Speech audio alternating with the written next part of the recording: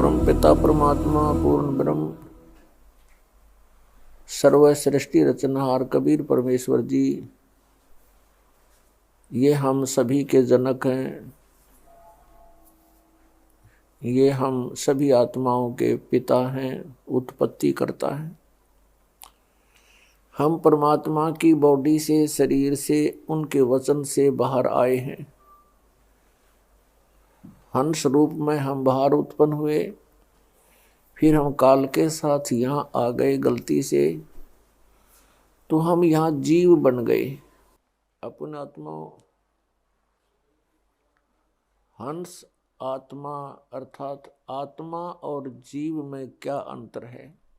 जैसे स्वांगी स्वांग करते हैं और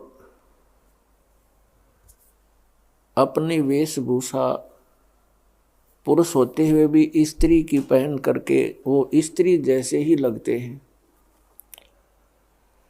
उसको उतार दिया जाता है तो फिर वही के वही रह जाते हैं, ऊपर की ड्रेस निकाल दी जाए।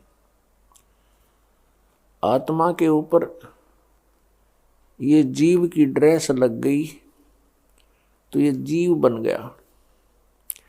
इस जीव के ऊपर फिर बहुत से आवरण और डाल दिए, अन्य इसके ऊपर के और कपड़े पहना दिए। तो ये जब तक इन कपड़ों के अंदर है तब तक ये भिन्न भिन्न प्रकार के रूपों में रहता है, जीव कहलाता है।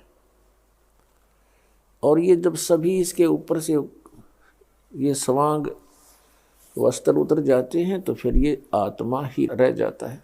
परमात्मा बताते हैं कि मेरे हंसा भाई, हंस रूप था जब तू आया, अपना स्वरूप अब भूल में भूला था जीव कहाया। अब हमने फिर से इन सभी स्वांग को त्याग कर उसी सतिथि में पहुंचना है, हंस आत्मा की सतिथि में। जब तक हम जीव हैं, हमारे अंदर जितने ये आवरण चढ़े हुए हैं, इनके कारण हम अच्छी तरह अपने आप को नहीं समझ पाते। हमारे अंदर बहुत से विकार विद्यमान रहते हैं। परमात्मा ने आकर के हमें ये जानकारी दी है कि तुम यहाँ काल के लोक में रह रहे हो और इस स्थान पर तुम कभी सुखी नहीं हो सकते। प्रत्येक प्राणी सुख की खोज में है। उन्होंने सुख को कौन सी दृष्टिकोण से तोल रखा है। अब जिसके पास संतान नहीं है वो सोचता है मेरा संतान हो जाए मैं सुखी हो जाऊंगा।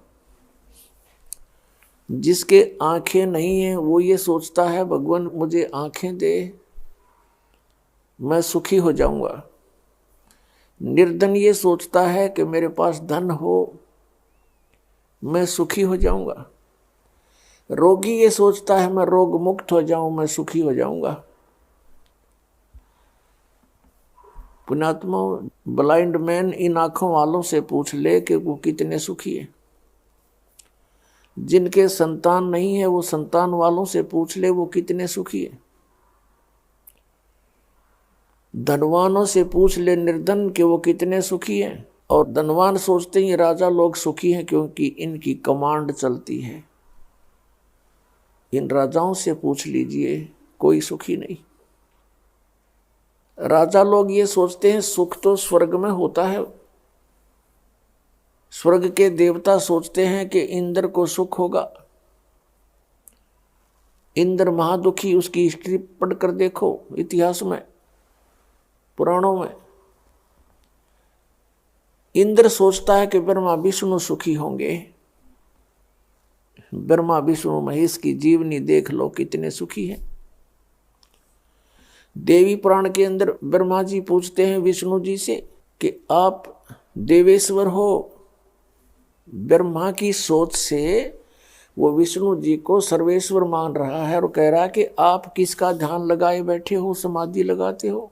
विष्णु जी कहते हैं कि मैं अधिकतर समाधि में रहता हूँ, तप करता हूँ, और फिर राक्षसों के साथ युद्ध करता हूं, उनको मारता हूं जो दुखदायी तत्व हैं।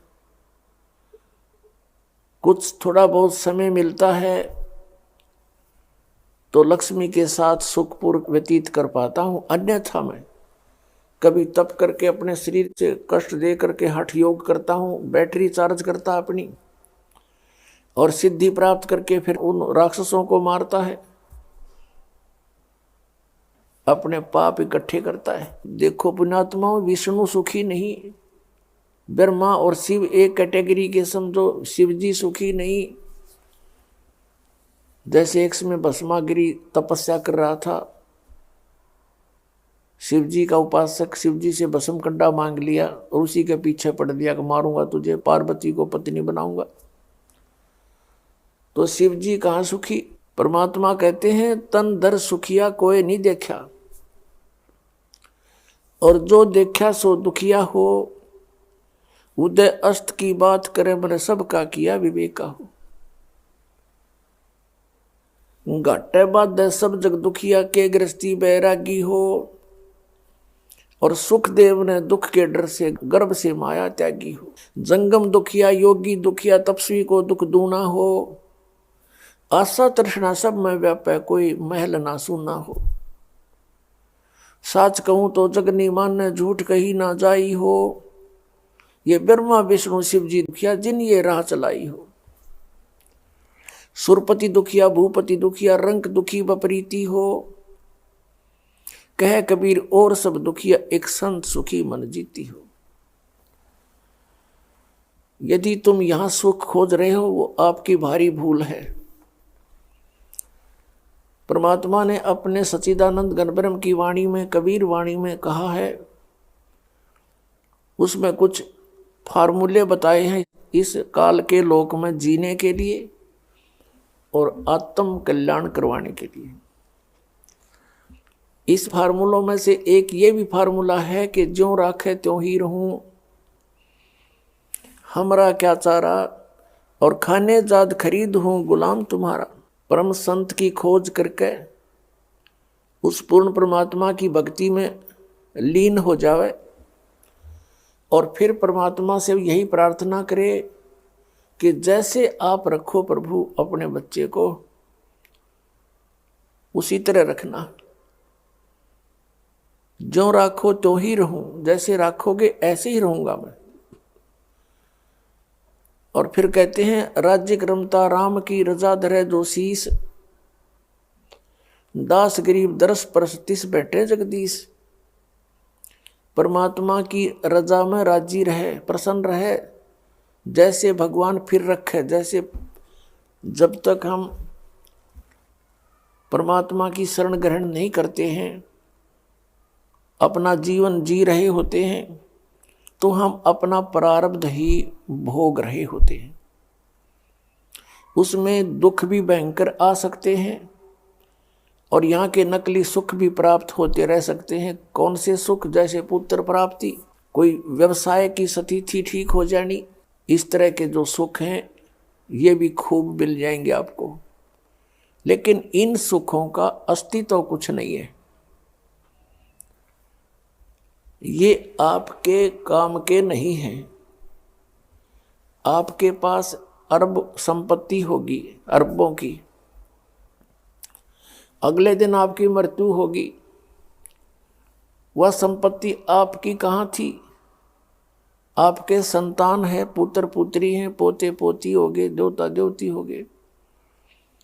आप मृत्यु के उपरांत पशु योनि प्राप्त कर गए, कुत्ते में घूम रहे हो, सैर सपट्टा करते उन गलियों के आगे से, आपको टूक भी ना डालने हुए।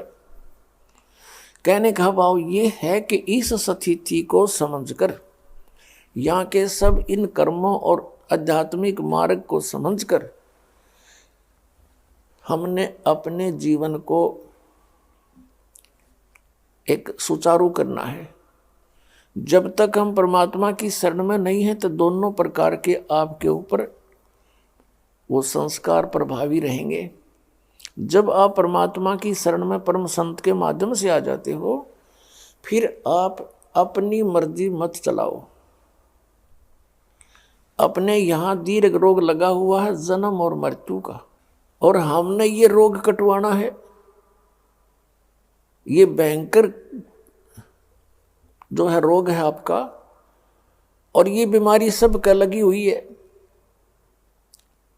ये ब्रह्मा विष्णु महेश के भी यही बीमारी है, इनको भी जन्म मृत्यु का रोग है।